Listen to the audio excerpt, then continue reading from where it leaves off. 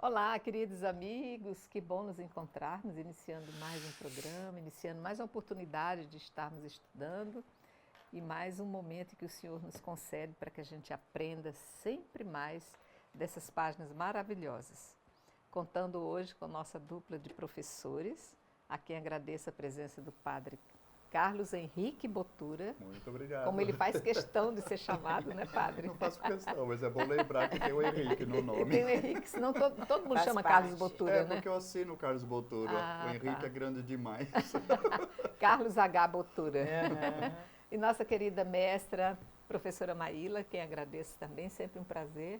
Fico feliz de estar aqui com você, com o Padre Carlos, Ótimo. Henrique Botura e com o pessoal que nos acompanha. Então, olha, gente, é impressionante. Esses dias eu estava fazendo uma avaliação do número de compromissos que a gente tem, né? E eu dizia, gente, já vai para 15 anos que eu faço parte da Bíblia, será que não está na hora já de será que eu já não aprendi? Mas o que eu tenho herdado de conhecimento, que quando você de repente diz assim, foi muito bom ter aprendido, ter sabido, você não fica perdido na história, você não exato. fica... Tudo você tem um embasamento lá atrás no seu conhecimento, você vai ter uma justificativa de dizer, eu soube disso, é por causa daquilo, né? Quantos agora com essa história dos profetas, quanto conhecimento. Então, convida você que se tem um amigo que está meio perdido, meio assim desinstalado da igreja, chame para acompanhar nosso programa. Você vai ter acesso a todos os nossos encontros nos nossos YouTube, nas plataformas diversas, né? Busquem os programas anteriores. Mas estamos fazendo estudo do primeiro livro de Samuel. Tem se revelado também uma pessoa extraordinária, que eu lembrava de Samuel só pequenininho, no templo, chamado. e a mãe chorando, chamado, né? é. O chamado. Era a única lembrança que eu tinha, Aparece mais na liturgia nossa. que é o por que isso, nos impacta mais, né? E agora, de repente, a gente acompanhando essa vida de Samuel e todo o desempenho dele, tem sido algo assim muito instrutivo para mim e fundamenta a fé da gente, e muito, né? Então, primeiro livro de Samuel, finalizando o capítulo 17, porque quem acompanha viu que na aula anterior faltou bem pouquinho e nós não tivemos tempo, mas vamos finalizar. Hoje já vamos adentrar o capítulo 18. Então, para que a gente não fique perdido, eu vou pedir, Padre Carlos, o senhor pode fazer um pequeno retrocesso? Aí o senhor acabando a introdução, eu já leio esse trecho desses últimos versículos e a gente começa nosso estudo de hoje. Assim, para a gente então estar retomando o fio da meada, como se diz, né? Nós vimos que no capítulo 15, Deus manda combater os amalecitas, que no tempo ainda da chegada na Terra Santa com Josué, haviam combatido o povo. Então manda agora, por sua vez, castigá-los e bota ao anátema tudo. Ou seja, nessa batalha, uma vez vencida, tanto homens como animais e as coisas todas deveriam ser dizimadas totalmente, nada deveria ser tomado, né? Saul, no caso, desobedece junto com os israelitas, né? Pega o melhor do gado, etc., dizendo que era para fazer o holocausto a Javé. Isso, então, é considerado desobediência, um pecado grave, e a partir daí se consuma que Deus rejeita a Saul como rei. Daí no capítulo seguinte, o 16, nós vemos que Samuel, no caso, é mandado para ungir a Davi, filho de Jessé, né? E assim acontece, então passa o Espírito de Deus, né? Deixa de acompanhar a Saul para acompanhar a Davi. E a gente vai ver até o final do livro, né, que a partir disso, Davi sempre vai ser bem sucedido e Saul cada vez menos sucedido. Daí no capítulo 16, nós vemos o quê? Que a partir do momento então que o Espírito de Deus deixa Saul, inclusive aqui diz, né, que um espírito ruim começa a acompanhar a Saul e começa a ter ataques de nervos, né? A gente falou talvez até maníaco-depressivo, mas que ele fica com ataques de fúria tremendos e cada vez maiores e vai se voltar contra Davi. Então, vamos chamar um músico que possa tocar, né? Acalmar o rei nos seus repentes então de cólera. E assim conhecem a Davi como músico e vão chamá-lo e assim ele acontece. E tem outra tradição que acompanha, então são duas tradições a respeito de como Davi e Saul se encontram na corte, não é? Tem outra tradição que coloca que Davi já tinha alguma coisa de guerreiro, né, apresentado dessa maneira, logo é colocado como escudeiro, Saul mesmo, né, nomeia-o como escudeiro. Então, repito, são duas tradições diferentes que estão juntas aqui no livro. No capítulo 17, que ainda estamos nele, né? Então nós vemos o quê? A segunda tradição que coloca Davi como pastor, só que diante da ameaça, mais uma vez agora dos filisteus, né? Que tem Golias, o gigante, como herói, que fazem o desafio. Em vez de os dois exércitos se enfrentarem, um de cada lado se enfrenta para resolver a questão. Quem é que vai ser escravo um do outro? Então se apresenta o Davi para combater o filisteu. E a gente vai vendo que esse capítulo 17 apresenta Davi, numa das tradições, que ele não seria guerreiro, ele seria somente o pastor, ainda pequeno, etc. e tal, como aparecia também no capítulo em que ele foi coroado, né? Então nós vimos essa batalha e essa vitória que Deus concede a Davi através de uma pedrada só, da funda e abate, então, o Golias, o herói dos filisteus. Então, a gente está nesse momento aqui da história. Muito bem, então nós vamos finalizar esse capítulo 17, lendo os últimos versículos, que vai ser do 55 ao 58. Vai dizer assim: Quando Saul viu Davi partir ao encontro do filisteu, perguntou a Abner, o chefe do exército: Abner, de quem aquele jovem é filho? Abner respondeu: Tão certo como estares vivo, ó rei, eu o ignoro. Então o rei disse: Informa-te de quem é filho esse rapaz. Assim que Davi voltou, depois de ter matado o filisteu, Abner o tomou e o conduziu à presença de Saul. Davi trazia ainda na mão a cabeça do filisteu. Saul lhe perguntou: Jovem, de quem és filho? Davi respondeu: De teu servo Jessé, o belemita. Encerra aí. Eu falei Abner, mas pode ser Abner. Né? Na verdade, aqui não tem acento, Abner. Mas eu já ouvi várias vezes essa palavra Abner, então eu não sei que É mais comum. que vocábulo vocês iriam adotar aqui. Mas então aqui nós vamos ver Saul, que começa a provocar já algum tipo de sentimento aí em Saul, né? Curiosidade, a princípio, de onde surgiu essa criança, né? Poderosa de repente, né? E vai começar aí uma outra história a partir desse momento, né, Maíla? Aqui já desperta exatamente nele essa curiosidade. Quem é esse rapaz que vem e vai começando a aparecer nessas lutas? E aonde está Saul, que não é agora o protagonista desse exército, mas começa a chegar, a se afastar, e não porque Davi quisesse tomar essa dianteira. É o propósito de Deus dele ir aparecendo. Então aqui já vai dar para nós a porta de entrada do que vai acontecer nesse capítulo 18, que agora será essa, a princípio, curiosidade, amizade, e depois essas relações aí se modificam. Ok. Então, assim, só para chamar a atenção novamente, no final do capítulo 16, como a gente recordou agora de pouco, né, Davi já tinha sido procurado, já tinha falado que era filho de Jessé, já tinha ido lá para acalmar o rei com a música, e no final, né, dessa batalha, quem que é? Quem que é o pai dele? Quer dizer, são duas tradições realmente diferentes, né? Numa já era conhecido, e aqui de repente parece que caiu do paraquedas da história outra vez. É verdade. E isso na Bíblia aparecem várias vezes. Muitas. Histórias assim, duas tradições, E por quê?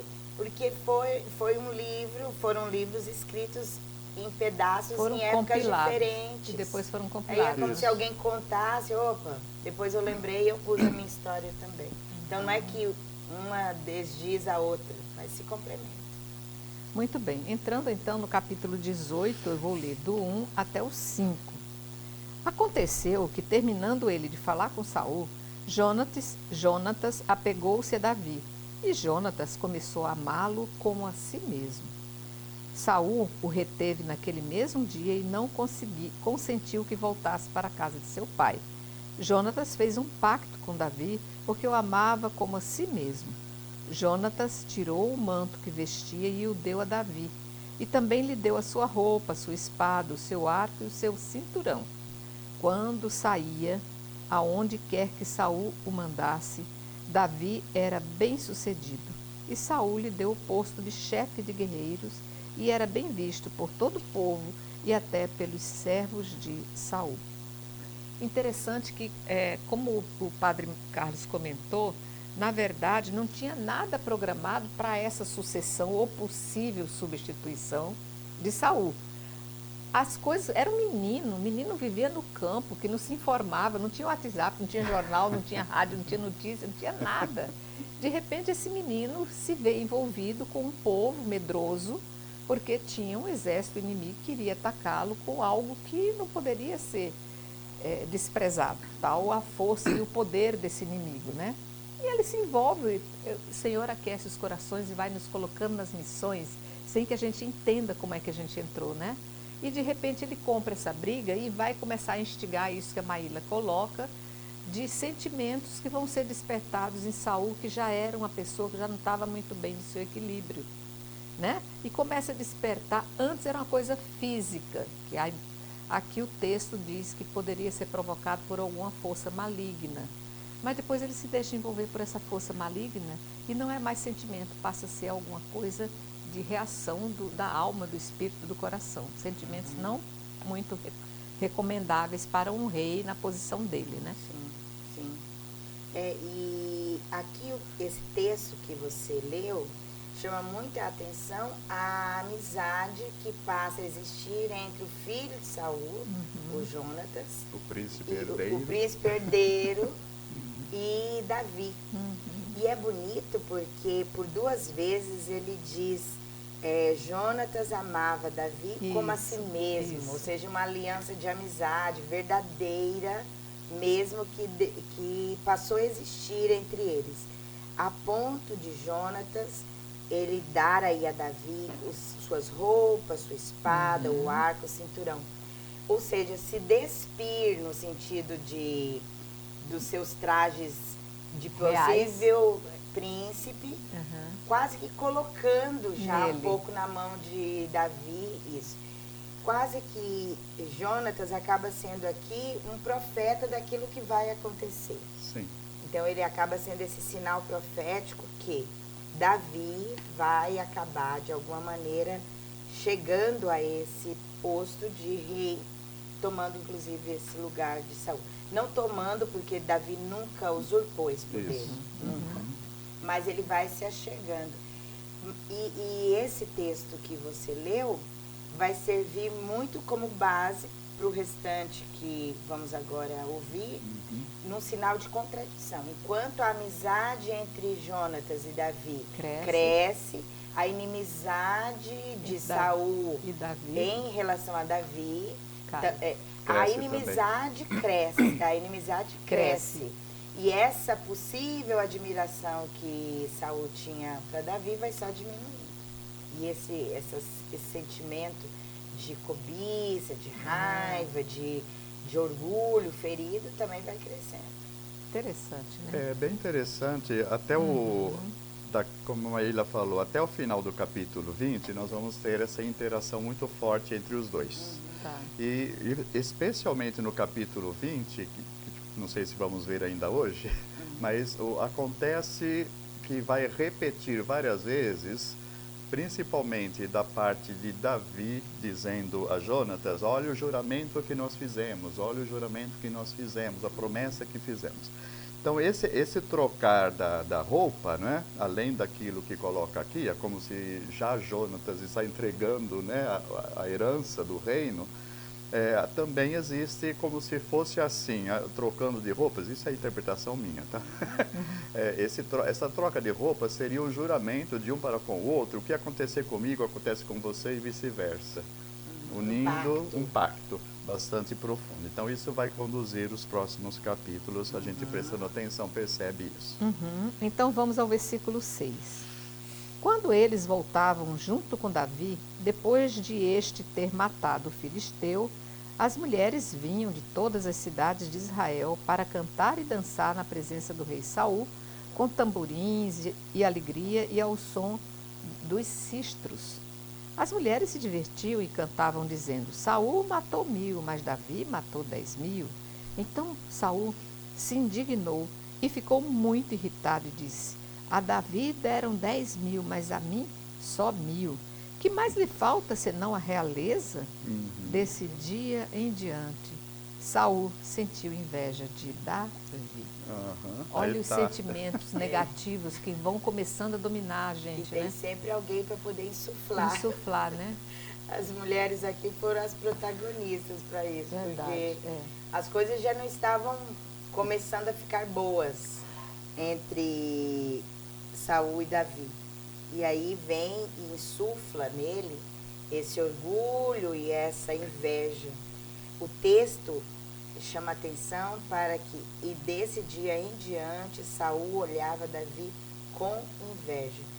Nós sabemos pelos textos bíblicos anteriores que o grande motivo que levava as pessoas a cometer pecados e algo contrário ao outro sempre está baseado na inveja. Caim e Abel,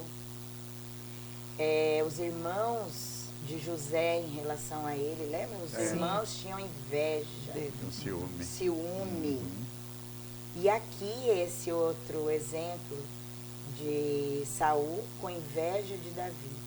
E aonde tem essa inveja, esse ciúme, o orgulho, a soberba cresce. E aí a decaída começa, porque essa pessoa passa a se gerir por essa paixão. Não é nem um sentimento, essa paixão desordenada. E aí as consequências são péssimas. É o que vai acontecer aqui em relação a eles. Com relação também a essa questão do maior anjo do céu, Lúcifer, o que o faz também ir contra o projeto de Deus vem ser a inveja. Sim, aí também. O orgulho e a inveja. Então a gente poderia até resumir que todos os maus sentimentos iniciam por essa única raiz que é a inveja.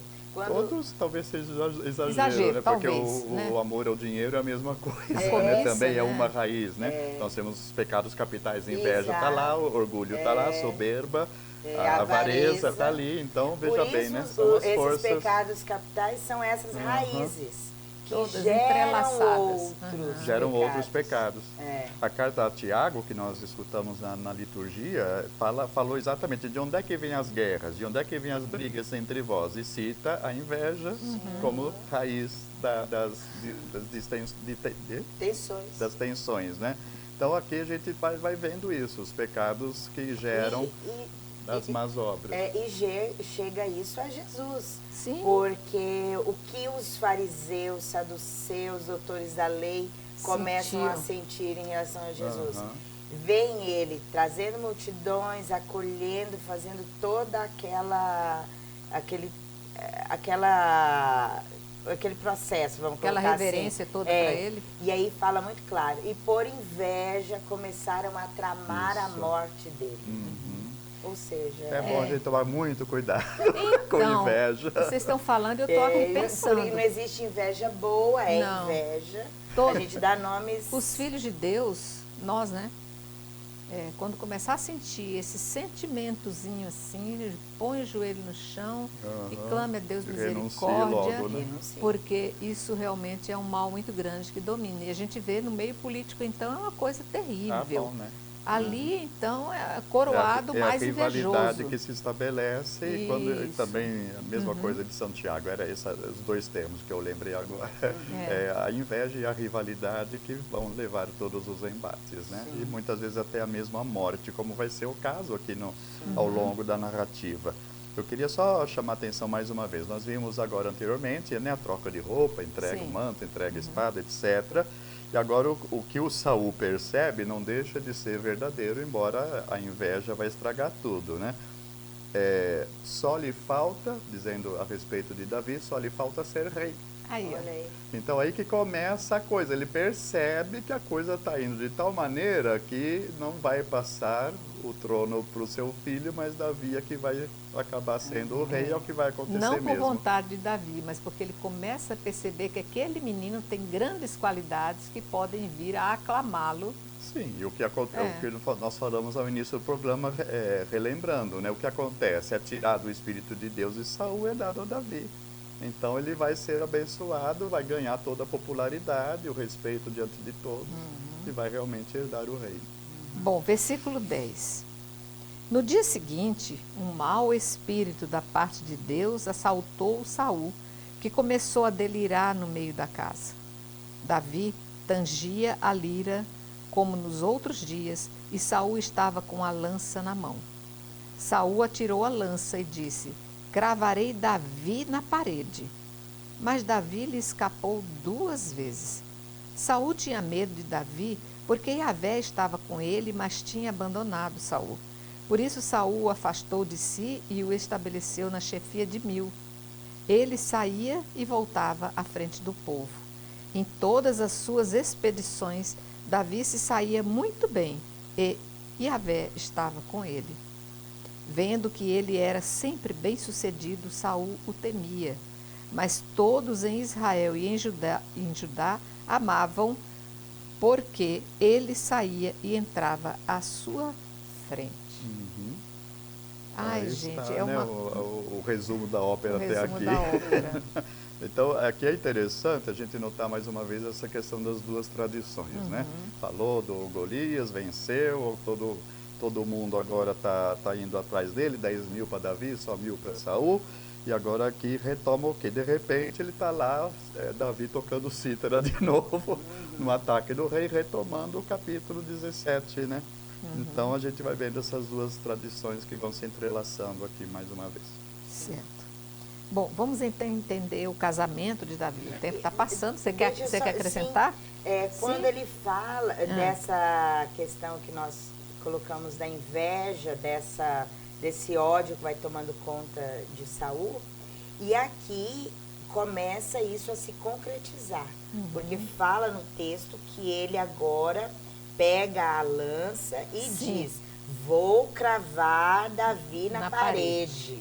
Ó, olha a proporção desse sentimento que começa a tomar conta de Saul. E coloca que é um mau espírito, é um mau versículo espírito, 10, né? Exatamente, que vai estando por detrás disso.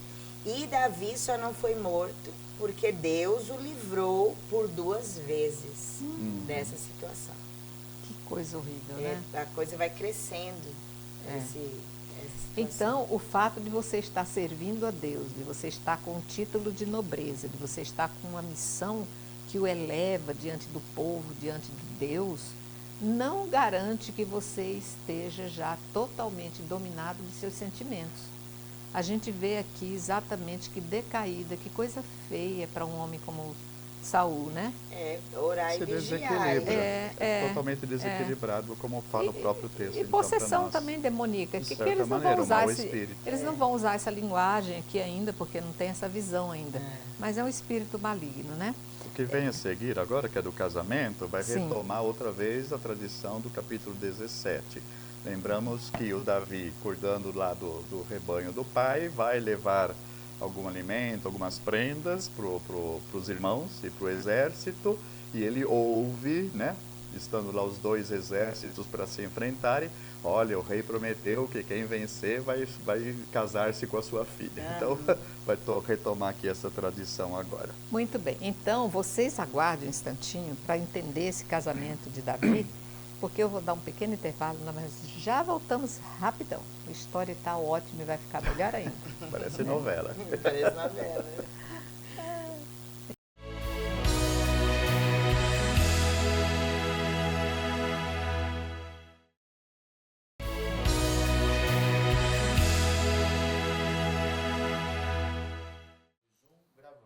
Ok, voltamos.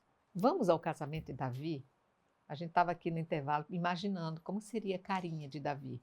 Então, um menino que ainda não está muito amadurecido, mas já está seguindo a sua vida aí para cumprir os destinos de Deus, né? Vamos acompanhar a partir do versículo 17 esse casamento. Saul disse a Davi: Apresento-te minha filha mais velha, Merobe, que te quero dar por mulher. Apenas serve-me como um guerreiro e trava as lutas de Yahvé. Saul raciocinava: Não morra ele por minha mão, mas pela dos filisteus. Davi respondeu a Saul: Quem sou eu e qual é a minha linhagem, a família de meu pai em Israel, para vir a ser genro do rei? Mas, chegada a ocasião de dar a Davi a filha Merobe, ela foi dada a Adriel de Meola. Ora, Micol, a outra filha de Saul, se apaixonou por Davi, o que pareceu bem a Saul quando lhe disseram. E disse consigo Saul: Eu a darei a ele para que lhe seja uma armadilha, e a mão dos filisteus estará sobre ele. Saul disse 2 vezes a Davi: Hoje te tornarás meu genro. Então Saul deu esta ordem aos seus servos: Falai em segredo a Davi e dizei-lhe: Tu agradas ao rei e todos os seus servos te estimam. Torna-te, portanto, genro do rei. Os servos de Saul repetiram essas palavras aos ouvidos de Davi, mas Davi replicou: Parece-vos pouca coisa ser genro do rei? Eu não sou senão um homem pobre de condição humilde. Os servos de Saul levaram isso ao seu conhecimento e disseram: Estas foram as palavras que Davi disse. Respondeu Saul: Direis isto a Davi: O rei não pretende nenhum dom nupcial, mas apenas 100 prepúcios dos filisteus para tirar vingança dos inimigos do rei. Saul planejava fazer Davi morrer pela mão dos filisteus. Os servos de Davi relataram estas palavras a Davi e o negócio pareceu bom aos seus olhos para se tornar genro do rei. O tempo não era ainda chegado e Davi se pôs em campanha e saiu com os seus homens. Matou 200 homens dos filisteus, tirou-lhes os prepúcios e os trouxe a Saul para se tornar seu genro. Então Saul lhe deu por mulher sua filha Micol. Saul teve de reconhecer que Yahvé estava com Davi e que Micol, a filha de Saul, o amava.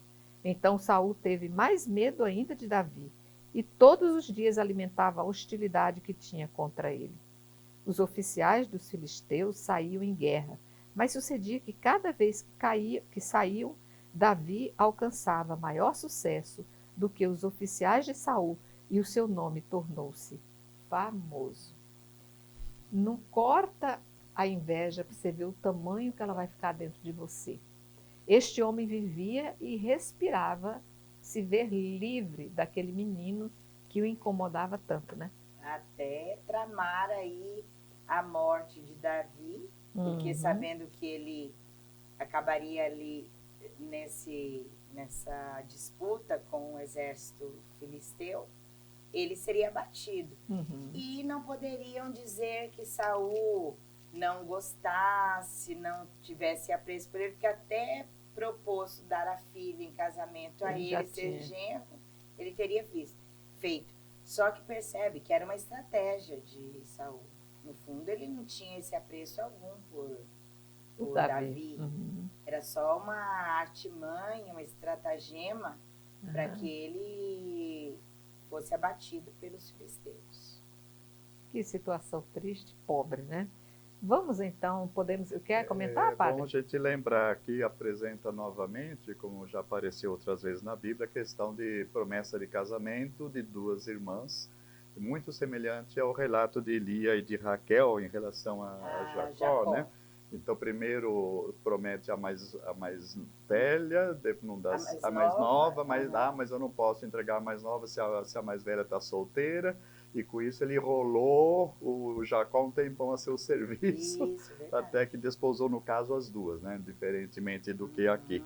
Então, e também a gente recorda, Sansão aconteceu a mesma coisa, em relação aos filisteus também, né? Que combatia. Primeiro ele quis uma esposa, deu aquele rolo todo na batalha, acabou sendo dada essa primeira esposa para outra pessoa, como acontece aqui nesse caso, ele vai casar-se com a outra, Dalila. a Dalila, que vai depois então ser a perdição dele.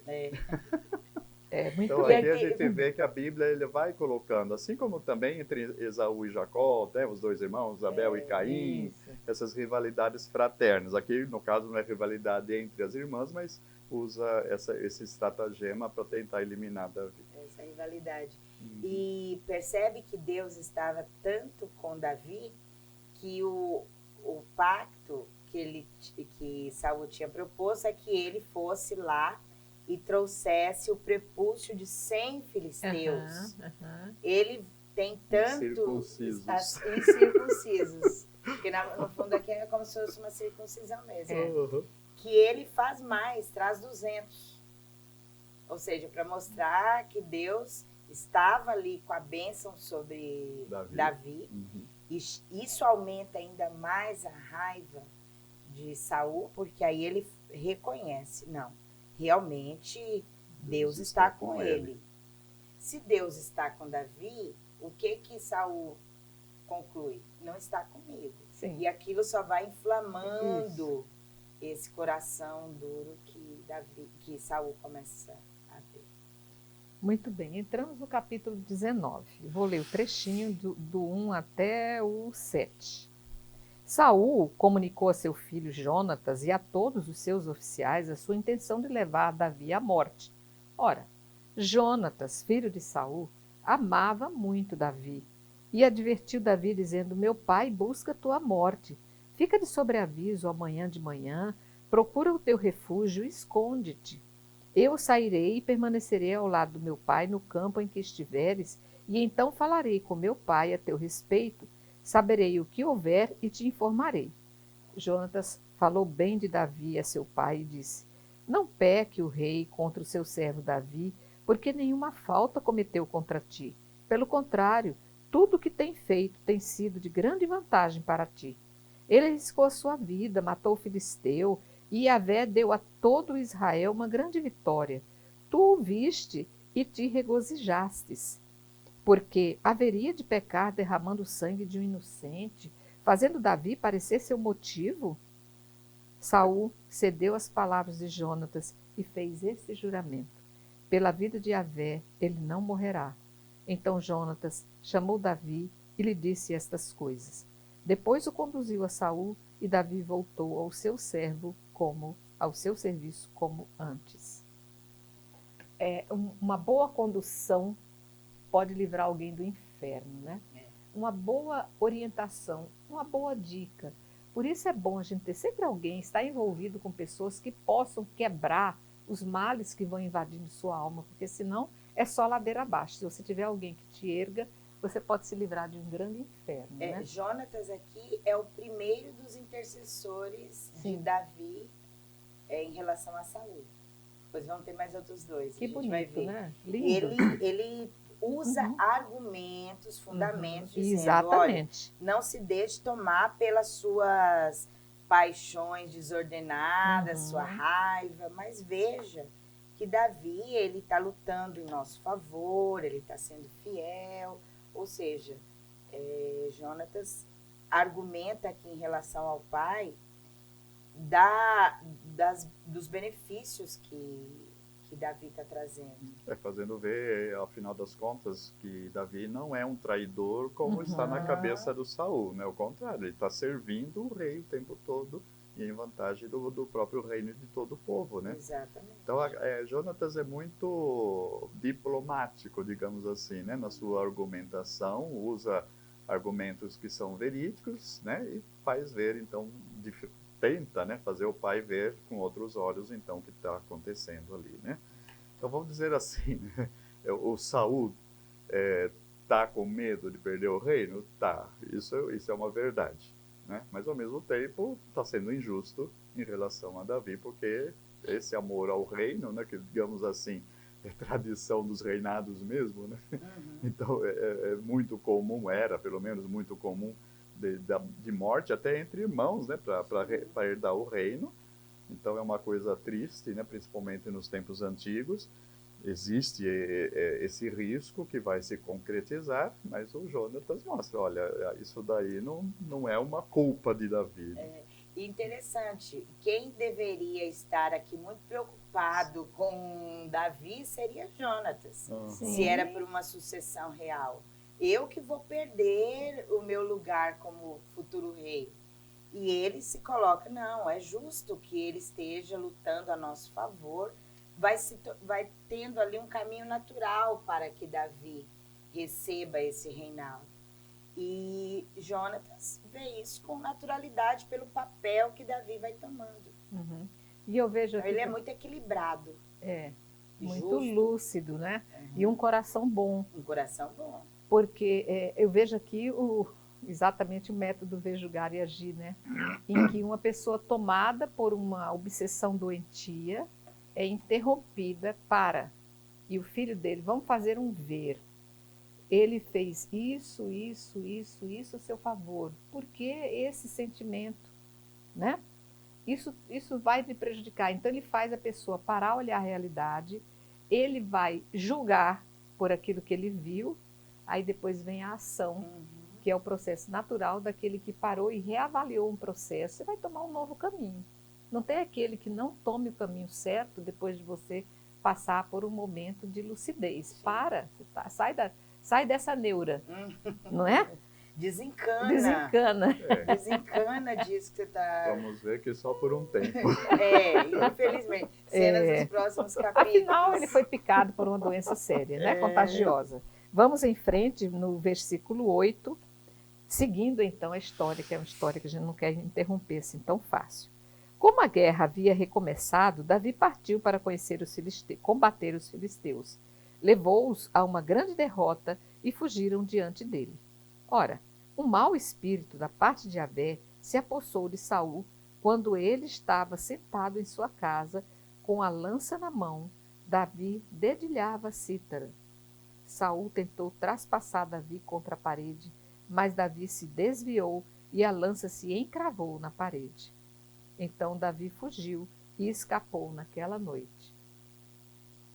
Vocês querem comentar? Isso aqui é a segunda tentativa, né? Como foi dito antes, né?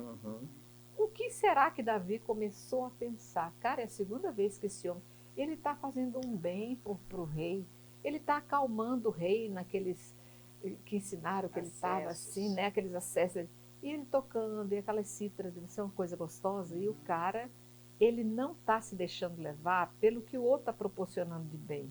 Ele está se deixando levar pelo sentimento de ódio que cada vez mais cresce, a inveja. Eu acredito que vai desmascarando Saul. Com certeza. Davi vai percebendo o que está por detrás daquelas ações dele. Isso é bom, porque você sabendo com quem você está mexendo, lidando, você pode se proteger, lutar. Trocar as armas, né? Se defender. Porque enquanto Davi não visse que Saul era uma ameaça a ele, ele estaria ali totalmente nas mãos de Saul. E aí ele vai se mostrando realmente quem ele era. Quer dizer, uma primeira vez aconteceu, pode ter sido um acesso, uma raiva momentânea, foi. Uma segunda vez, pensada, ir lá e tentar cravar. Que coisa triste. Não, então não é pouca coisa, não. Muito bem. Naquela mesma noite, Saul despachou emissários para vigiar a casa de Davi, para que o matassem pela manhã. Mas Micol, mulher de Davi, lhe deu este conselho: se não escapares esta noite, amanhã serás um homem morto. Micol fez Davi descer pela janela e ele saiu, correu e escapou naquela noite. Micol apanhou o terafim, deitou-o na cama, pôs-lhe na cabeça uma pele de cabra e estendeu sobre ele um manto. Aos mensageiros que Saul mandara para trazer Davi, ela disse: está doente. Mas Saul mandou outra vez os mensageiros para que vissem Davi e disse-lhes: trazei-mo na sua cama para que eu o mate. Os mensageiros entraram e deram com o terafim na cama e a pele de cabra na cabeceira. Saul disse a Micol: por que me traístes e deixastes fugir e escapar o meu inimigo? Micol respondeu a Saul: foi ele quem me disse: deixa-me partir ou te mato. Vamos ficar por aqui. O sentimento, gente, quando o mal se apossa da alma de alguém, é preciso muita tenacidade, consciência, determinação e oração. Porque senão você não vai se livrar dessa coisa que te agarra, que te domina, né? A gente vê aqui que este homem não é mais ele, não é mais Saul. Ele é um demônio já, né? Ele já tomou corpo da entidade que estava rodeando. Agora ele já assumiu. E agora, de qualquer forma, não adianta mais. Ele decidiu que vai destruir a vida de Saul. Aqui, lembra que nós falávamos, vão ter 3 pessoas que vão interceder por Davi. Outra... A primeira foi Jonatas, a segunda agora é a própria esposa, Micol, filha do Saul, que usa até de uma artimanha para poder fazer ele escapar. Né? Se é para matá-lo, fala, vai embora, porque ele vem para te matar. Claro que depois isso se volta contra ela, porque Saul, quando descobre que ela fez toda aquela encenação, pondo lá um ídolo e fazendo de conta que era Davi deitado à cama, ele fica possesso com relação à filha. E ela tem até que mentir, ela acaba mentindo para poder ela também se salvar, porque Saul vai jogar a culpa sobre ela. E ela diz, Davi me ameaçou querendo ir embora, eu tive que deixar. Então... O que chama atenção aí é no versículo 12, 13, perdão, diz aqui, né, pegou um terafim. Né? Aqui a tradução nossa já coloca diretamente o que é o terafim, é um ídolo. Então, algum tipo de imagem. Né? Que fingiu, então, que fosse o Davi ali deitado. Mas veja que sem cerimônia nenhuma aparece um ídolo aí na casa de Davi e da filha, dos dois, né? Que eram casados, e nem comentar nada como se fosse a coisa mais comum do mundo, né? Se lembra que aconteceu isso com Raquel, filha de... a esposa de Labão, a esposa de Jacó.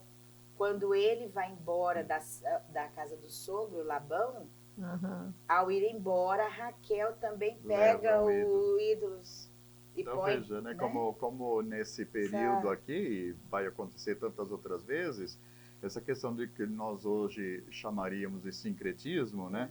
Estava ali, normal, acontecendo. Transitando entre eles. Então, é estranho, né, que não haja nenhum comentário condenando, né, essa presença, principalmente porque a fonte principal de Samuel é o deuteronomista, que é muito exigente nessa questão de não cair na idolatria. Né? E é muito estranho que tenham deixado isso aqui dessa maneira, né? Sem nenhum comentário, sem nada. Como se fosse... normal. Tá normal.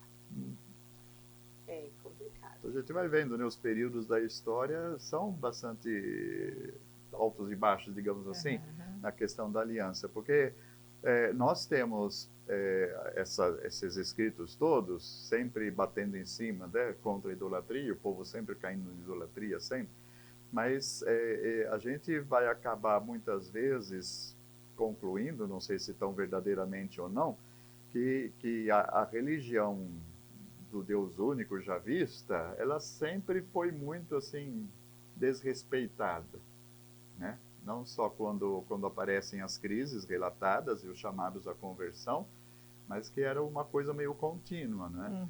E vamos dizer assim também, não sei se eu estou julgando mal, mas é uma coisa que acontece, infelizmente, frequentemente. Se nós vamos ver entre nós cristãos católicos também aqueles que, né, frequentam uma religião, frequentam outra, e assim por diante, como se fosse uma coisa normal, infelizmente é comum.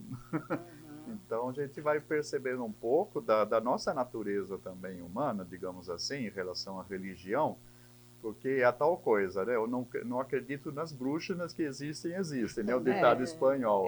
Ou seja, eu falo que eu não acredito, mas deixo o pezinho atrás, porque Vai que.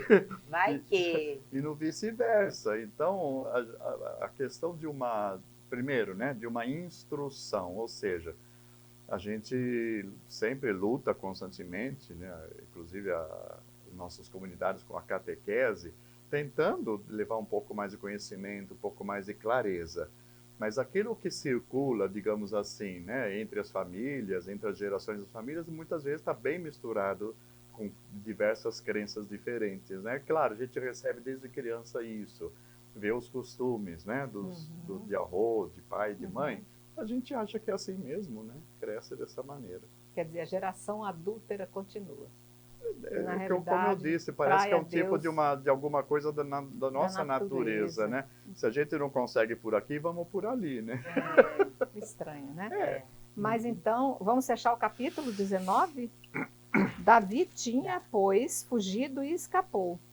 Foi ter com Samuel em Ramá e lhe relatou tudo o que Saul lhe tinha feito. Ele e Samuel foram morar nas celas e foram dizê-lo a Saul: Davi está nas celas em Ramá.